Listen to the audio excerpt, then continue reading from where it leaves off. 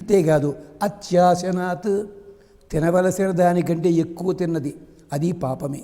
అంతేకాదు అతీపానాత్, రామాయణంలో వాడెవడు కబంధుడా విరాధుడు తిన్నది తిన్నాడు. 2 ఏనుగుల తలకాయలుట, 5 జింకలుట, ఇన్ని 10 తింటాడా రోజువాడు? కుళ్ళిపోతాయి, అవతల బారేస్తాడు. మనం అదే బాపతు. ఇప్పటికీ జర్మనీ నగరంలో ఎక్కడికైనా హోటల్కి వెళ్ళినట్టయితే తిన్న తర్వాత వదిలిపెట్టారనుకోండి, వదిలిపెట్టిన దానికి మీరు తినడానికి 3 రెట్లు బిల్లు వేస్తాడని విన్నాను. అది ఇంటికి ప్యాక్ చేసి తెచ్చుకోవచ్చుడు పాపం. అత్యాసనాత్ అతీపానాత్.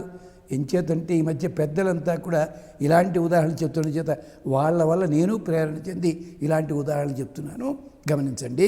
యచ్చ ఉగ్రాత్ ప్రతిగ్రహాత్, నిన్ను తిడుతూ అసహించుకుంటూ ఎవడన్ని కానుకిచ్చాడనుకో అది నీకు తప్పే అవుతుంది.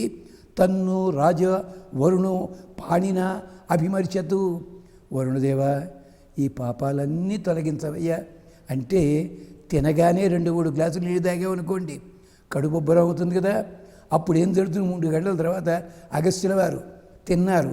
తింటే ఏమైందో పాపం వ్యాసుడు బాగా రాశాడు, నన్నయ్య గారు మాత్రం మార్చాడు దాన్ని. వ్యాసుడు ఏమన్నాడు? గ్యాస్ ఫామ్ అయిందని చెప్పాడు అక్కడ వ్యాసుడు. శబ్ద సమభవతు ఘోరం, అది బాగుండలేదు. నన్నయ్య గారు ఏం చేశారు? గర్రున తేల్చి అన్నాడు ఆయన. సరే గొడవ ఎందుకు మనకి, వద్దు. అది తొలగించవయ్యా, వరుణదేవుడు తొలగిస్తాడు మనకున్న బాధనంతటినీ కూడా. అందుకని ఇమమ్మే గంగే యమునే సరస్వతి శుతుద్రి సోమం సచత పరుష్ణియ మరుత్ వృధే వితస్తయ ఆర్జీకేయే. నదుల పేర్లు విన్నాము మనం ఎప్పుడైనాను, 3-4 వినుంటాం.